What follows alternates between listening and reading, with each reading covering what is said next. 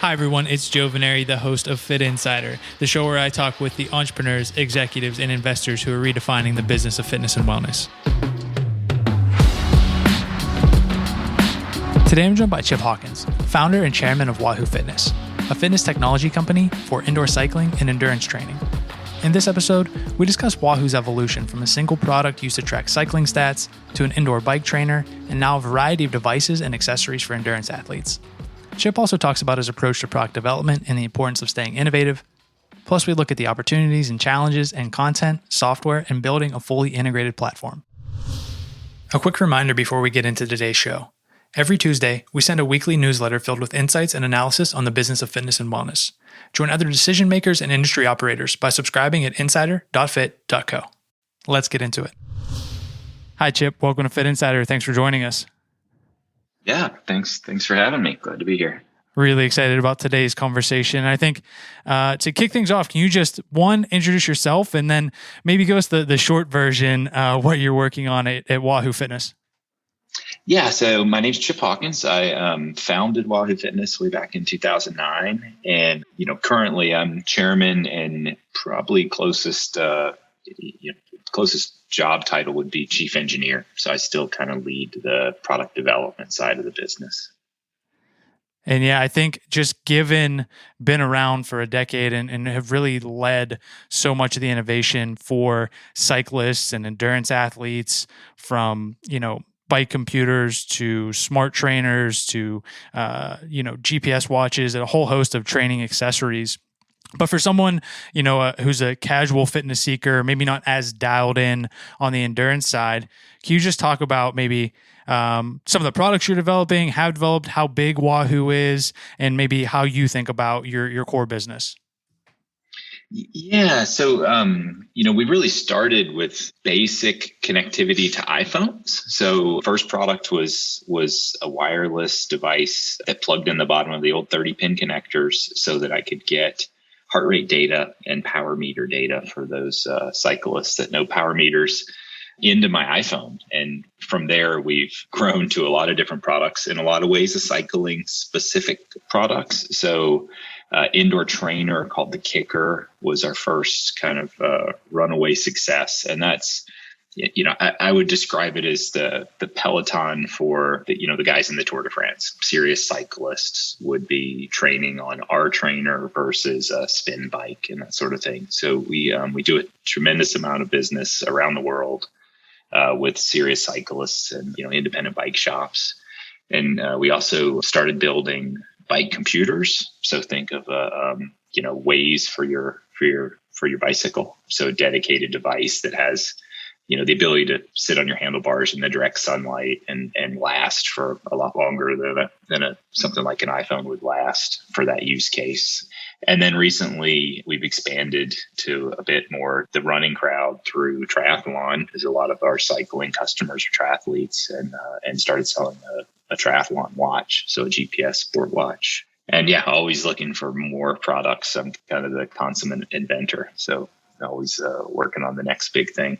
And the company's grown from, a startup in another business that I had to several hundred employees and offices in 5 or 6 countries around the world. So much bigger than where we started from.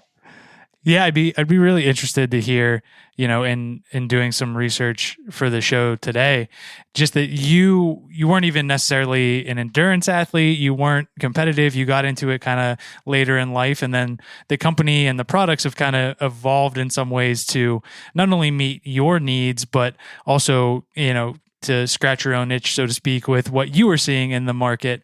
How do you now go about identifying opportunities, building the next product, and launching that out? Is it still tinkering and kind of meeting your own needs, or is it a much bigger, elaborate process now, just given the stage where you are as a company? It's obviously can't be just that anymore. But as we look to new categories, that it generally is. Our next big launch, which will come next year, is an itch for me for sure, and probably nothing that anyone would ever expect or that a company our size would do. But it's where I see opportunity, and so we're going to go for it. Having said that, as we get into a certain category, like the indoor trainer category, it's not me that says, we need to handle the different categories of the, how do you handle kind of good, better, best in a category from the, inexpensive kind of feature light product up to the top of the line best product. So, we've got experts in product management and, kind of studying consumers that do a lot of that. So, I can't take credit for the categories after they're launched. And as we get into them, it's been more, the first product in each category has been kind of scratching an itch I had or just, a pain point that I saw that I thought the market could use. And yeah, thinking about how not only the broader market has developed, but even the at-home segment and endurance sports more broadly, how do you now think about, I don't know if it is a balancing act, but just the thought process of building a product versus building the company versus building a platform? Now we hear so many of the companies focused on building, not only hardware, but the software, the content, the community. How do you think about that as you're developing these products and then on one side developing the products, but on the other side kind of expanding the realm and the breadth of the company? That's a really tough question to answer. I start with the product and the problem, but everything now is so interconnected. So, if I'm going to build a hardware product that's intended to be used to train on your bicycle indoors, there's a lot of mechanical engineering and mechanical pieces to that. But just delivering that mechanical product is just a small piece. There's a interconnected system where people want to exercise together and socialize with people or join a video game to exercise together. And we've always had a very open stance where we would build hardware that would have open standards, or in a lot of cases, because it's so unique or new, we'll create a standard and publish it so that others can use the hardware. But as we grow, providing more of that ourselves, kind of the reference, is an obvious step for us and something that we definitely try to do to make sure that there is a good experience end to end, and that consumers understand how all our products work together. Because when we build a bike computer and an indoor trainer, they're not purpose built to be used together, but certainly there's lots of interoperability that we have to think about. So it's kind of crazy to have a product company which has many more software engineers than any kind of hardware engineers per se. How does would you say that's similar across the industry, both within endurance sports, people who are developing hardware, and the broader fitness category? Because when you start to look at it now, and for people who are more familiar with cycling and endurance sports, like this idea of interoperability and the integrations is kind of obvious and makes sense to them. They might use a trainer from this person, a GPS from this person, smartwatch, so on and so forth, heart rate monitor, and they kind of all work it back together into a training program. And whether or not they use, a content or a video game, as you mentioned, there's all these pieces and they seem to play really nicely together. And now you have someone like Zwift who, kind of the opposite of you all, started in content software and is now preparing to enter the hardware space. Do you foresee this being a more vertically integrated category competition, or will it maintain that kind of open ecosystem? It's a great question. I think both scenarios can play out. I mean, Zwift's ability to create hardware that better ties to their software is obviously one of the reasons that they're looking at getting into hardware. I think another thing, if you just look at the business and you look at valuations in the industry, Peloton has been incredibly successful from a business and a valuation perspective. And investors, brilliant or following the herd, love a recurring revenue business. Wahoo is not a recurring revenue business, but we've done incredibly well. So, we look at that and say, yeah, it probably makes sense that we do examine, the recurring revenue aspects of a fitness business. But I think that customers come first, and delivering kind of that experience that customers want and a variety is always super important. And, we're not smart enough to build all the content for all the potential customers that we might have. So I think there's always room, for people to be able to use the Peloton iPad app with our trainers. It's not what we build them for, but certainly there's people that are more entertained by those classes than a Zwift, or like we have our own software platform we bought a couple of years ago called Sufferfest, that's really for dedicated cyclists. So, I think as long as the variety exists and there's, so many categories and classes of consumers, the open aspect is gonna be super important. Yeah, I think building on that, just as you have these two kind of different markets converging a little bit, and even the consumer, like who that core consumer is, that maybe those personas shifting, or maybe there's just more of them now. Even when Wahoo was initially getting started, you're working with the likes of Apple and Map My Run and Runkeeper, and today there's the companies like Zwift and Strava, Garmin, Training Peak, so many others. What's your perspective on, I guess, the opportunities and the challenges as this category continues to evolve? Like making sure that, as you were just talking about, Wahoo serves that core customer, but then takes advantage of maybe these other opportunities. Yeah, that's again a great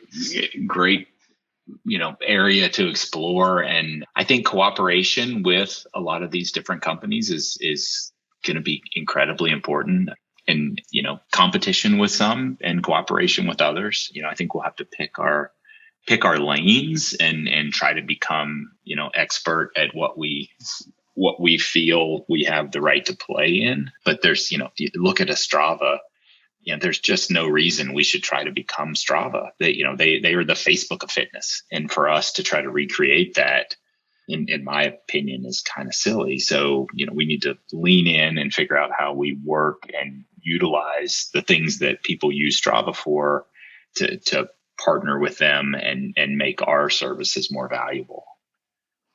When you think about the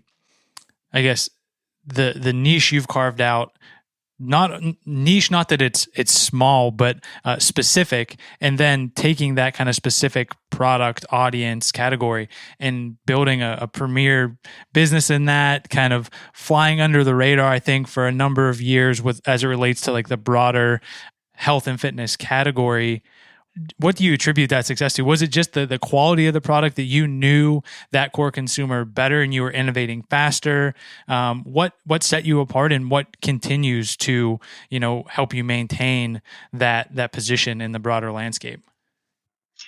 Yeah, I think it is both of those things. We have always targeted a very specific consumer, whether that's a competitive endurance athlete, cyclist, runner, triathlete, and products that resonate with them, and athletes that are, expert in their field, whether it's Team Ineos, formerly Team Sky, or Peter Sagan, the professional cyclists out there, and, build products that they love and they want to use. And that really resonates then with the rest of the market in that space. So yeah, very different than the kind of, I would say the Fitbit of the world, where it appeals to, step counting kind of appeals to everyone, but it's easy to replicate. And we've tried to focus on kind of, really purpose-built high-tech equipment for a narrower category, but a large category. And, as people discover us and people get into cycling, we hope that they eventually, if they get serious enough that they want to train indoors, or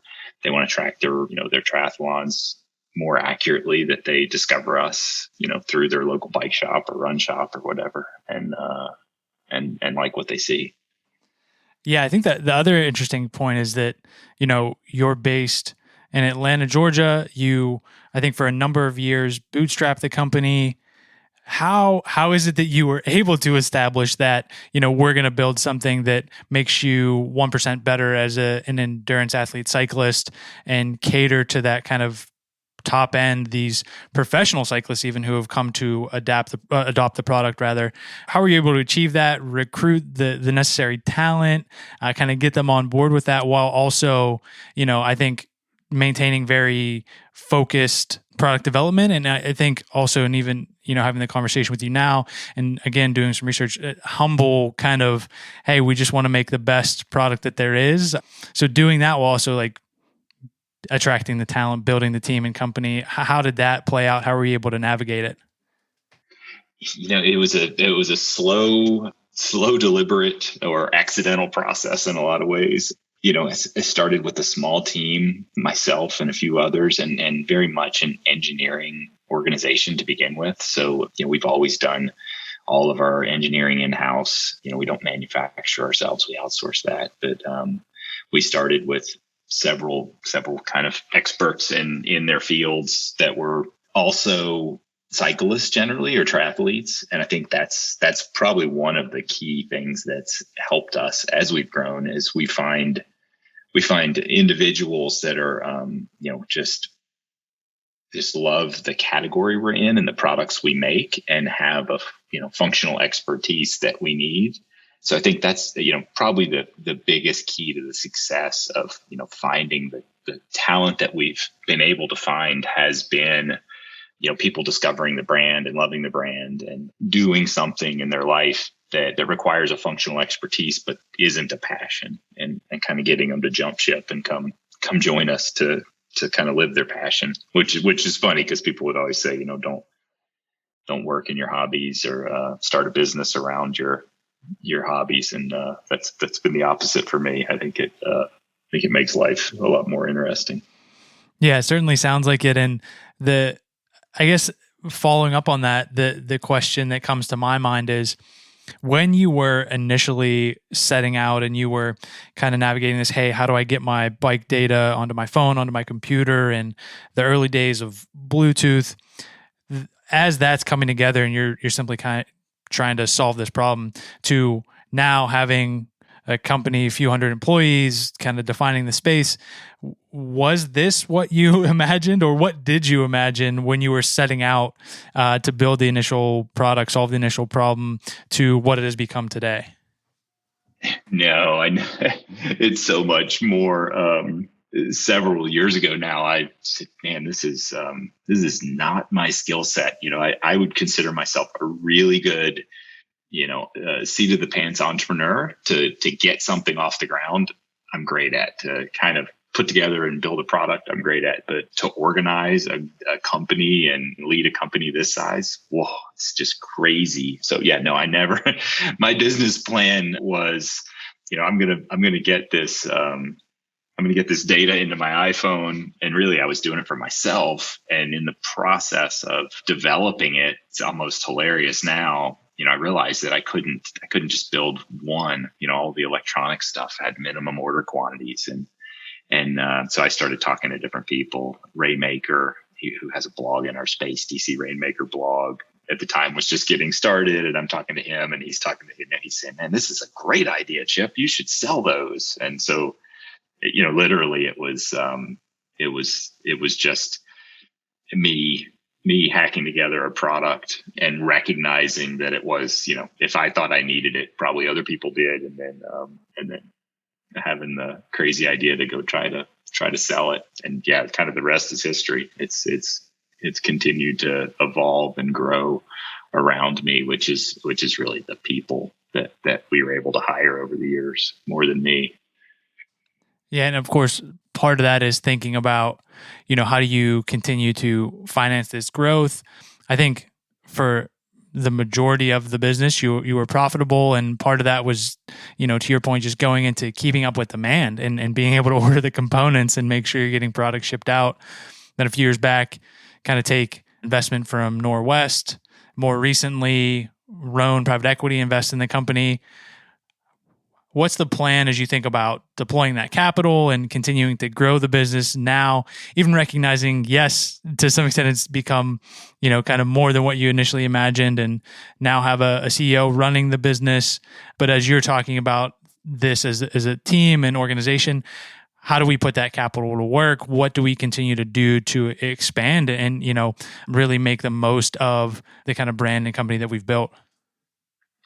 Yeah, great question. I think probably one of the things I'm most proud of is the fact that we did, essentially bootstrap the company, and we grew within our means, the first several years, we had a couple of kind of angel investors. A year in, I started it from another. I was already an entrepreneur. I had a boat dock business, and so I financed initially. Did it just through the other business, and I had a few employees in the dock business that helped me. So very much bootstrapped, but with probably a little more help than somebody trying to get something off the ground, on their own without any kind of resources behind them. But yeah, it's been a really fun ride, and I think we've been profitable every year with the exception of one, but we kind of budgeted and planned for that year, and that was several years ago. And as we've grown, we've recognized the kind of need for more professional management and a recapitalization, and that was kind of the exercise with Norwest. And then recently we've done another transaction where we brought Roan in to kind of do more of another recapitalization, but it does give us access to capital. And really, it's always been for us and for me, trying to keep the organizational capabilities strong enough and keep up with the product development that I want to do. What do we want to do next? And that's been primarily through internal product development, but we have done a couple of acquisitions. We bought Speed Play pedals a couple of years ago, and we bought the Sufferfest. So we are looking both inside and outside as we grow at ways that we can leverage both the distribution and the product portfolio we have. Yeah, both of those things were kind of on my list to tick off. You mentioned the acquisitions of Speedplay and Sufferfest, and that I think in some ways goes to this idea of building a platform and just having more integration. Are there any, I'm sure can't say or reveal them necessarily, but are there kind of specific targets in terms of categories that you want to get into that you think are better suited externally to make that acquisition versus internally that you've already identified? Or is it more so a matter of just kind of keeping an open mind and being opportunistic? It's definitely both. I mean, there are categories that we have our eyes on that acquisition is the natural path to get into, for many reasons, just the age of the industry, IP, that sort of thing. And then there's categories that, I'm still the engineer that wants to build a product. So we'll keep trying to do that as well, innovate and build things in-house and kind of delight people with products that they wish they had thought of is kind of what I like to do. Yeah, this is to that point, but also going back to a piece I mentioned earlier with the number of kind of companies who are taking now an integrated approach and maybe trying to venture into the hardware space. It's, there's people kind of say, they quip, hardware is hard. It's called that for a reason. It's difficult to get into. And you all have the engineering prowess with you as kind of that chief engineer. Do you think that, some of the companies are coming out and saying now, hey, we're going to develop whatever it is, a trainer, a bike, whatever piece of equipment that are, they're not necessarily taking into consideration how difficult it is to build, a high quality product? Or do you think that some of the technology has come far enough now where there's kind of a certain bar that if you want to get into the space, you can obtain like what would be considered a passing or even a high quality product, but it's not necessarily going to be where you are? Just how, I guess what I'm trying to ask is, do you think they'll be successful at developing their own hardware? Yeah, it's again a great question. It can be done. It's not easy, in the same way, taking a hardware company and saying, we'll go build a recurring revenue model or become a software company isn't easy. It's a completely different skill set in a lot of ways. And I don't think that you can go off the shelf yet. We've always been super conscientious not to go anywhere near, the factories in Asia that build products for everyone. And I think that helps. We're in a category where we don't necessarily have the luxury of patenting an idea. I couldn't patent the kicker because the trainers have been around for a long time, and the idea of controlling them electronically has been around for a long time. So, when we go to a factory, we wouldn't go to a factory that makes trainers for other people. We would go to a factory that has the skill set of doing, the primary pieces we would need, whether it's the motor coils or the steel or that sort of thing, and take a very hands-on approach. Those companies are there, and you can go to them and you can say, I want a trainer. I don't think you're going to come out with something terribly good or what you expect. And I think it'll take a lot longer and cost a lot more than what, naively people probably go in thinking it would cost or the amount of time it would take. Yeah, it's kind of, I think it's one thing to, as a young company coming out of the gate and maybe launching with a version 1 or a beta and going to your community and initial group of customers and saying, hey, this is the first thing that we're bringing to market. Understand that it's maybe not going to be the highest quality or the kind of level that you're used to, and growing the community with it and soliciting their feedback and making improvements and having the luxury to take your time to develop that. And then there's another thing when you're an established company that may have a massive user base that's already built, and in this case, call it software or content, and then launch a piece of hardware. It's a little bit different in terms of the feedback or the response that you would get if it doesn't go over well. So it's definitely a risk, but I think to your point, you have so many people now looking at this. It's not really a product innovation, right? It's a business model innovation around connected fitness or bundling content with hardware that so many people are chasing after. And I think at the same time, you're kind of saying, yeah, we'll do some of that content, the content piece, and we'll make acquisitions down that path if it makes sense, but we're not going to compromise the core product to do that. Do you think, is that pretty accurate in terms of how you're thinking about it?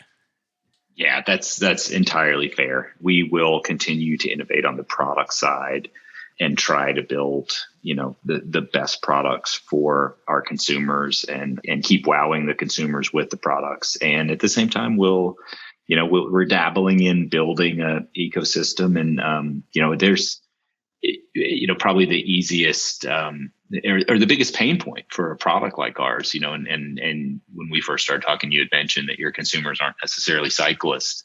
If I have someone that asks me about what we make, I say, well, we make this, incredible bike called the Kicker bike, and it's kind of like, the Peloton for a serious cyclist. And they say, well, should I buy one? And I think about who I'm talking to. And if they're probably would rather do a spin class, I'd say, no, you should probably buy a Peloton because it's not a one-click, open the box and away you go with an awesome experience. And so to the extent a company can manage that, can give you a plug it in, turn it on, and everything is obvious and the experience is great, there's a huge benefit to that. And I think that's lacking in our consumer experience because we don't have the software piece. And the software companies would probably say the same thing. It's lacking in their experience because they don't have the hardware piece. So, we have the ability to innovate there for consumers that would buy our hardware and give them an option that hopefully is kind of a one-click out of the box experience. And I think we can begin to do that better, but not in a way that would keep the person that wants to go use Zwift, for instance, from being able to go use Zwift, if that's what they wanted to do. Sure. Yeah. I think that makes a ton of sense. And, given that, have there been, given your expertise in the kind of hardware side, have there been times where you've, been approached about an acquisition from somebody who is more software content focused? And if so, what was, I know probably can't reveal too many details about that, but what was your thought process like doing something like that, going down that path, combining forces versus saying, hey, we're going to continue to, stay focused on the core product we've built and build a platform to the extent that we think it's going to better serve our core, customer, but also this segment of the market? It's interesting that you bring that up. Each time we go through this process of kind of raising capital or diversifying and recapitalizing, all kinds of opportunities come out of the woodworks, whether it's, software acquisitions from, big tech companies, mergers, that sort of thing. We've always been a little different than what people expect. And I think now we've kind of grown to a point where we don't fit anybody's kind of expectations. We've been talking a lot about indoor training. Our outdoor business with our GPS bike computers and watches is quickly catching up to our indoor training business. So, someone that wants to do a software like a Zwift, which is, all about indoor training, isn't necessarily going to be understanding that our consumers are going to be exercising indoors and outdoors. So it's been tough because we haven't, we don't sit around as a company and say, how do we prepare ourselves for sale, or how do we, we're sitting around thinking, how do we make the next best products. And so that makes that path through investment a lot more challenging in a lot of ways. Yeah. And I think, even in getting the chance to chat with you a little bit here, it seems like you would be reluctant. You correct me if I'm wrong. This is just the initial kind of perception that I get to go down that path and have to compromise the quality of the product or the engineering and not be able to work on necessarily the things that you and the team have identified as being most valuable and providing the most value to that consumer. So you also have like that tug of war, I'm sure, as an inventor, an engineer, a founder, to say like, is that really what is, going to make me not only happy in terms of that, but bring you fulfillment and continue to build on the brand and the kind of legacy that you've already established. Yeah, that's absolutely true. One of the best things about this company as we've grown and kind of been financially independent is we do get to make our own choices, and I get to make my own choices. And it's funny because I say that, but I'm held back. Kind of being the inventor guy, I've got all kinds of ideas, and, inside of fitness, outside of fitness, and the ability to go do the next thing. When I built the kicker, if I hadn't controlled the company, it would never have happened. And we built 4 or 5 different SKUs that were on the shelf at Apple stores and Best Buys that were, just the right size to go on a peg at an Apple store, and they cost $59 to $79. And I went and built a $1,200 product that weighed 79, 80 pounds. Everybody said that's a stupid idea, Chip. Well, it turns out it wasn't a stupid idea. And so I love that flexibility to be able to just go do, kind of what I think the company needs and a product that I want to build. And so that is a part of the decision set as we go forward, is kind of maintaining control of the company so that I can, I can keep doing what I love. Yeah, it's super exciting. And as we've talked about it quite a bit, and you've alluded to it, the product focused and the things you're tinkering on and want to build, kind of if you had free reign even to go out and do it. So as we get towards the end of the conversation, I wanted to the extent that you can share what's in the pipeline in terms of the product roadmap and product development. What are you excited about? Anything we should be on the lookout for? The only thing that's kind of announced that people know about, we bought the SpeedPlay pedal company a couple years ago specifically to get into power meters. So for those cyclists listening, we'll have a pedal-based power meter built on SpeedPlay pedals, which is really in my opinion, the best pedal out there for cyclists, road cyclists. I've in a lot of ways become a runner. I've done a lot of marathons in the last several years. So, that's probably the biggest clue I could give is we started with a GPS tri watch. There's other things in the running category that could definitely use some innovation. So I think we'll probably see some things in that area in the not too near future, distant future.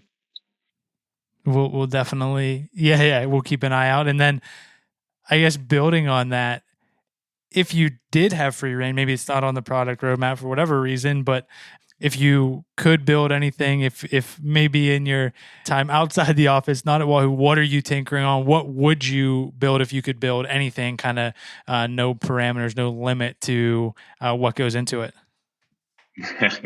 There's a bunch of things. Yeah. My current hobby is a hydrofoil boat.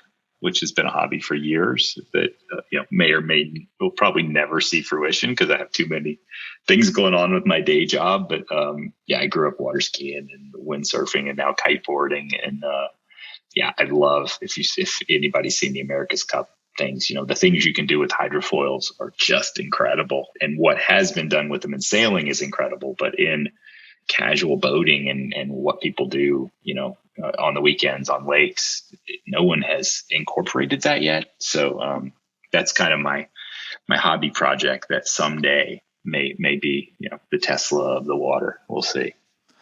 Yeah, it'd be crazy to see that come to fruition. Yeah, and just one more thing that comes to mind as you mentioned that. You think about during COVID, we heard so much about the number of people that were going outside for their workouts, that were taking up running. The bikes sold out, indoor trainers sold out. Did you all notice that? Did you have kind of a surge in sales during that time? And what do you think that means for the kind of future of the endurance cycling running category? Is this a boom that we're going to continue to see play out in the number of people participating, or was it a spike that will recede? How does that factor into all the kind of planning and development that's happening at the company? Yeah, it's a great question. We did, unquestionably see a huge increase in demand from COVID for our indoor products, for the kicker bike. We it was all we could do to keep up with demand, since, last March really. And I think that there'll be a return to normal there. That was, when all the gyms closed, people want to work out at home. I think there are probably a lot of people exposed to indoor training that wouldn't have been otherwise. And so I think there'll be a return to normal, but probably with a step change in the participants of what there used to be. And in outdoor cycling, the same scenario where when soccer games are canceled and basketball and baseball and all the normal family activities, were all canceled, everyone turned to, walking around the neighborhood or going biking with the family. So I think cycling, outdoor cycling in general saw a huge step change, and that's going to revert to the mean a little bit, but I think and I hope that it's going to have a long-term really positive effect on cycling as an industry, and we're seeing that now as things start to go back to normal. Our bike computer business is doing fantastic because there are all these new cyclists out there that probably would have gotten into cycling had it not been for COVID. So for all the bad things that COVID brought, there's been some good things, I think. Yeah, I think it's in some ways kind of underestimated or overlooked just how big the outdoor recreation category is, and within that endurance sports and within that cycling and running. So yeah, I think there's huge upside as that continues to play out. And I think along those lines, and actually wrapping up, we'll get you out of here on this. For some of those folks who maybe are new to it in terms of having gotten out there, taken up cycling, running, or maybe working on their fitness in general, what's the best way for them to get acquainted with Wahoo, learn more, kind of keep tabs of everything you have going on? Probably just go to our website, check things out. If you've got a local bike shop, they probably have Wahoo products. If you're riding outdoors, know that bike computers are a great way to help you find your way around. Yeah, and if you haven't experienced riding indoors, check out a kicker. It's the alternative to a Peloton for sure, and a lot different experience, but a lot of fun. Yeah, I definitely hope people do check that out, and really appreciate you, Chip, spending a few minutes here today telling us about it, and excited for everything you have going on. Thanks. Great to chat. Thanks everyone for listening to today's episode.